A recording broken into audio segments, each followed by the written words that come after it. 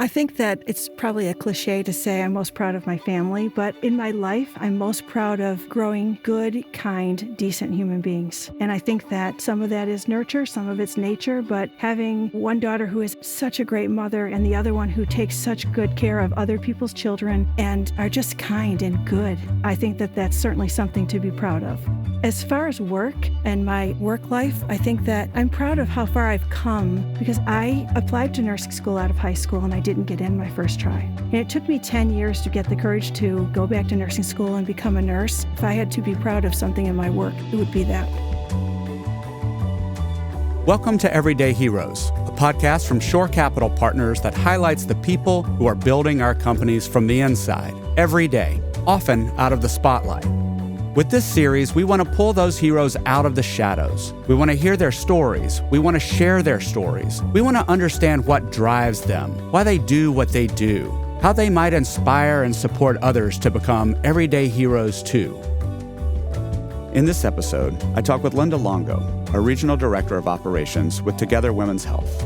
Linda's story is one that feels unique to women's health. It's a story of profound professional growth and purpose and generational healthcare relationships, but ultimately remains rooted in her own tragic loss. Before we get started, will you just share a little bit about yourself outside of work, things we can't find on LinkedIn, family, hobbies, interesting facts, anything we should know about you? Sure. I grew up in Michigan. I'm one of three and the oldest of three. I act like an oldest child, so I fit that stereotype very well. I'm married to a retired healthcare worker, which is kind of great. He understands my life, which is nice. I have two children. My stepdaughter lives here near us, and I have four beautiful grandchildren. And then I have another daughter who is a special ed teacher in Savannah, Georgia, who just got engaged. So we'll be planning a wedding very soon. So that's fun. Another wedding, I should say. Very exciting. Yeah. So in terms of your work, say what you do and where you do it. I am a Regional Director of Operations. I function kind of as a bridge between the practice and the corporate office. I like to think that I'm the voice of both. I love leading and guiding, coaching leaders. So I think that this position allows me to do just that. I'm responsible currently for 9 practices. I have 71 providers, 22 locations over 3 states with a concentration in Michigan, which is nice because I live in Michigan. So that works out well.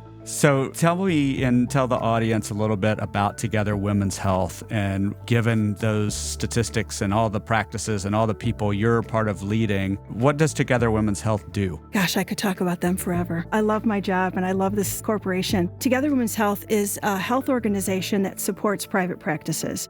We provide support along with pathways for growth and legacy protection by succession planning. We've mainly partnered with OBGYN practices, but we have expanded beyond that by partnering with a urogynecology group and a radiology group that focuses on women's breast health. So it's a great company.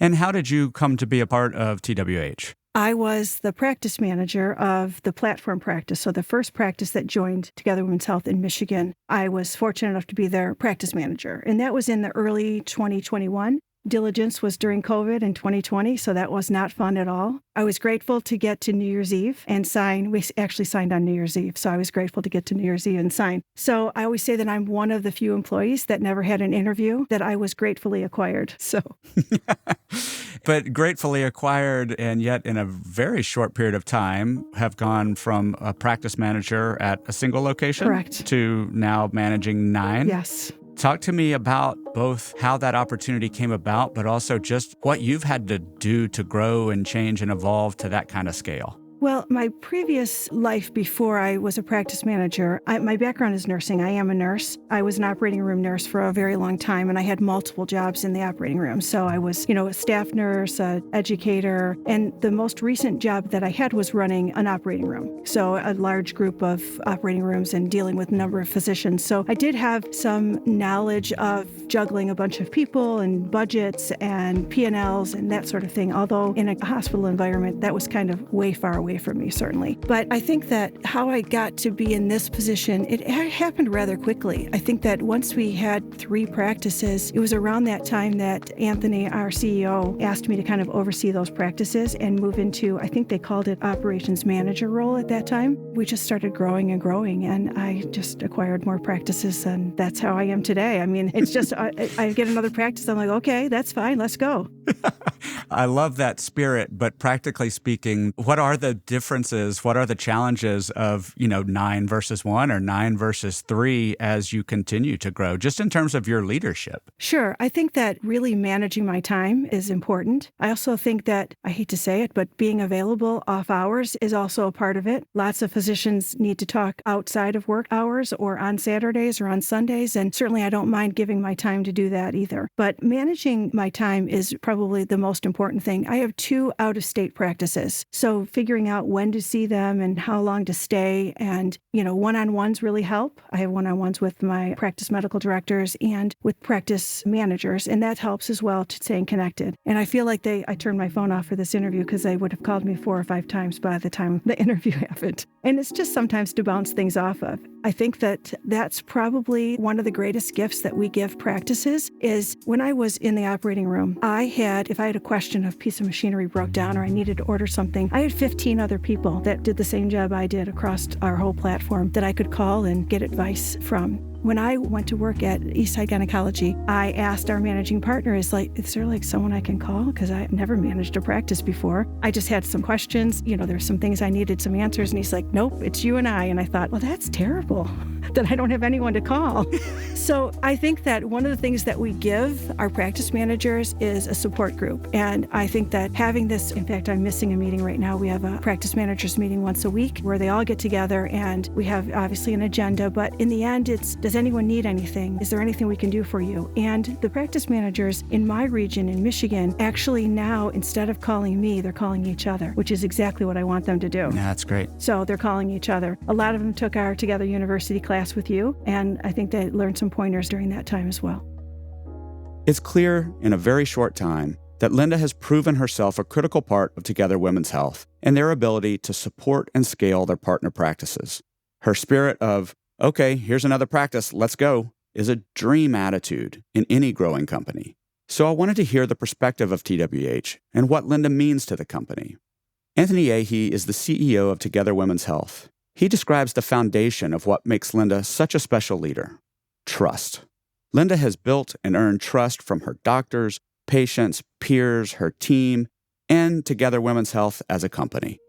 Linda experienced a unique circumstance of becoming employed by Together Women's Health, where she was the practice manager of our platform investment at Eastside Gynecology. And so she didn't necessarily have the choice to select us, and we didn't have the choice to select her, other than we certainly lucked out. And we were fortunate to inherit Linda's trust and knowledge in what we were building and what she could bring to the table. Early on, Linda had to trust her physician partners that they were making the right decision in partnering with a group like Together Women's Health.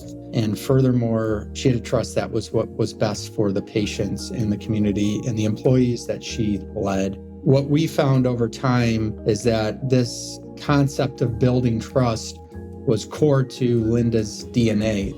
Many providers, both partners and associate doctors, when Linda said something, they believed her because she was always looking out for what's best and always trying to do the next best thing. And I think when you think about this trust building concept of having somebody in the helm or in the leadership role, whether that's as a practice manager or beyond, you want to feel confident that they always have your back and they're always doing what's right for the greater good of the organization. When doctors come to me and they say, I wish we could duplicate Linda, she must be doing something right. And I think as a leader of an organization, keeping our physicians engaged and satisfied is a keystone of what we do. And having operational leadership that has that level of trust with our physician partners, with our providers, and with our staff enables me to focus on bigger picture items and ways in which we can grow the organization.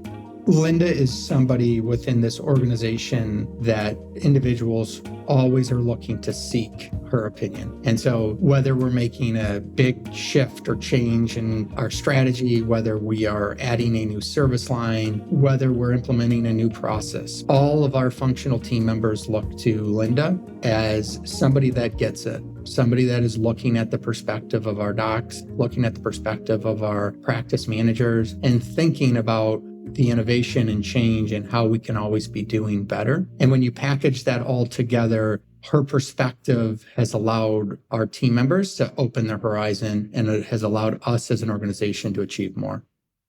Trust is a big word. We say it a lot, but don't always think about what it means or what impact it has.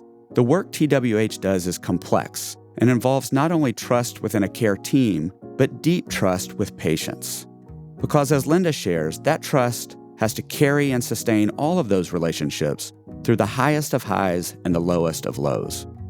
One of the gifts of being in women's health is we experience the highest of highs and the lowest of lows with patients. So we see everything from a cancer diagnosis to a loss of a pregnancy to the birth of a healthy baby and, some benign diagnosis or someone's been cancer-free for years and years. And I don't know very many fields that you can get that span of highs and lows, that extreme highs and extreme lows. I think that being in the women's health realm, women don't take care of themselves in general, whether you're a wife or a mother or you have a career and don't have children. But I think that getting to the doctor and taking care of your health is probably last on your list. So we have really concentrated on getting as many services in one place so that it can become a one-stop shop kind of a thing. So we have, not only can you come for your annual exam, you can have a mammogram, you can have a DEXA scan, you can have an ultrasound, you can have a diagnostic mammogram and diagnostic ultrasounds for breasts as well. So we are trying to create, just come one time and we'll take care of you, and then we don't need to see you for a year. Just let us take care of you. So I think that's an important thing that TWH really values, is how many services can we provide the patient at a single visit. Linda, I want to go back to what you said because it seems profoundly important about women not taking care of themselves or getting themselves to the doctor. And can we just pull on that a little bit and talk about why that is? And I know you guys are addressing that by providing more services and making it easier, but I'd love to pause and just pull on that a little bit to see from your perspective why that is and how, honestly, we collectively could support that. Sure. I think that women are busy, and they're busy. It's inherent. And I shouldn't say this for all women, but certainly some women make sure they get to the doctors. That's, I'm not inclusive of everyone, but most of our patients need reminders. It's not something that they think of every year. They need a reminder. They need a reminder to have a mammogram, and they need a reminder to come to the physician's office. Other than if they're getting medication from us, that's the only reason why they would call, is for a refill or some sort. But I think that our society values busy women. We value someone who's busy and who juggles a lot of things, takes care of their family, has a career, dresses up and is able to go to their husband's managing partner dinner. And all those things take precedent over someone's health. And I don't have time to go to the doctors. We hear that all the time. I don't have time. So some of the things that we personally are doing is different hours. You can come to our office, one of our offices at 7 a.m. and have a mammogram. You can see a physician at 7 a.m. We have Saturday appointments. We have late nights where we're open till 7 o'clock. Many of our practices are. So kind of changing the 9 to 5 where someone has to leave their kids. We have less patients who come for visits in the summer because they all have kids, and they would come more during the school year when they can get an appointment during the day. But also some of them don't want to bring their kids, or they have little kids and they want to come after their husband comes home from work or before he leaves in the morning. So kind of thinking outside of the box and how we can make it easier and easier to get to the doctors. We measure things like door-to-door time. That's really important to us. That's one of our KPIs. And getting a patient from check-in to check-out, we have a metric that we follow that we feel like, depending on how many services they have done, what's an appropriate time to get them in and out. We measure that, and our practice managers are responsible for that. And they're always looking at ways to decrease that time, I should say. So those are some of the things that we're actively doing. As it turns out, this is all really personal to Linda, and not simply because she's a busy woman herself. Here, she shares her story of how she made the transition to women's health and why. I think the story of how I got to Eastside tells a lot about who I am and how I got here and how I got to TWH. So Dr. Nera did come and ask me if I wanted to run his practice. And I'd been a patient of the practice since my 20s. And I had a connection to the practice in the way of, I am one of those people I just talked about that has the highest of highs and the lowest of lows. So I personally had a twin pregnancy after a second trimester loss, which, was a devastating thing. I had it in the office, and, I remember that moment in the office. I remember those moments, and I remember those people and how they treated me. and how they took care of me. And I think that it's that memory that makes me think about what a patient needs and how someone has this lifelong journey with a practice and a connection with the practice. My twin pregnancy, didn't turn out the way it should. And, I spent lots and lots of months in the hospital. This was a long time ago. My daughter is 26, so lots of months in the hospital. I did lose one of my twin girls, but were able to save my daughter. It certainly changed my outlook. It changed how I manage people. It changed how I deal with adversity, how I am calm in a storm. It changed how I interact with people, and it gave me even more empathy. And it taught me what we need to do for our patients in order to have lifelong patients. I used to live 40 minutes away from the practice, and I never left. I still would go for my annual exams to the practice. My mom was a patient. My sister's a patient. My own daughter, who I delivered, is a patient. So it's that legacy. I talk about creating a legacy by succession planning. That's what we do for our practices, but that's also what we do for our patients. So that's just a little part of my story of how I got there. Well, and I think that goes to something that is maybe unique to women's health, that multi-generational kind of relationship that when you get a good doctor, you want your daughter to go to that doctor, you want your granddaughter to go to, you want your mother to go to that doctor. Like, that's a profound relationship. Yeah. We have many of our physicians across all of our practices have delivered generations of babies, delivered the mother of the mother, and then now they're delivering the granddaughter's baby. So it's really, I don't know any other medical field that you can get that kind of depth. And I can only assume, Linda, that in both your highs and lows, that even in that difficult time, you were treated a certain way. Or what was it, especially in the most challenging time, about the practice, the people at the practice, and how you were treated? Would love to hear you say more about what it was that was so deeply impactful. I think that it started with empathy, and it wasn't fake. It wasn't someone just doing their job.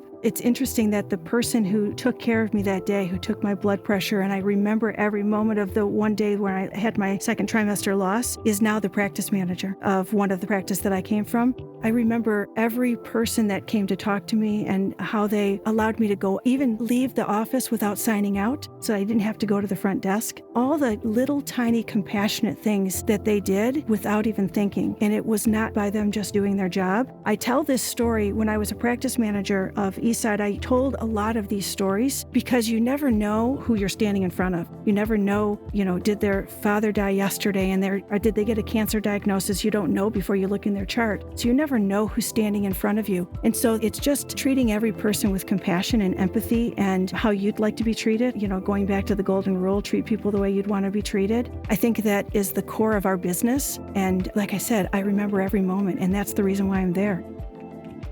Linda Longo is an everyday hero whose superpower is trust. In the midst of the highest of highs and lowest of lows, with patience and in a growing business, this trust holds people together and keeps them feeling a part of something bigger. In her own challenging time as a patient, it's a trust Linda put in her care team at the practice she ultimately joined as a practice manager, a practice that launched her career with TWH, and a practice where she and her family remain patients to this day. Linda knows the power of trust in women's healthcare because she's lived it.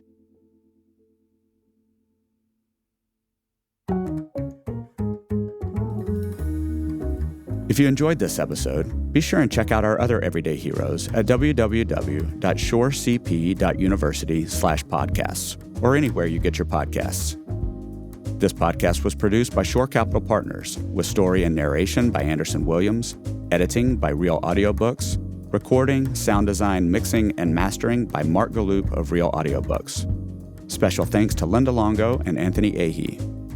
This podcast is the property of Shore Capital Partners, LLC.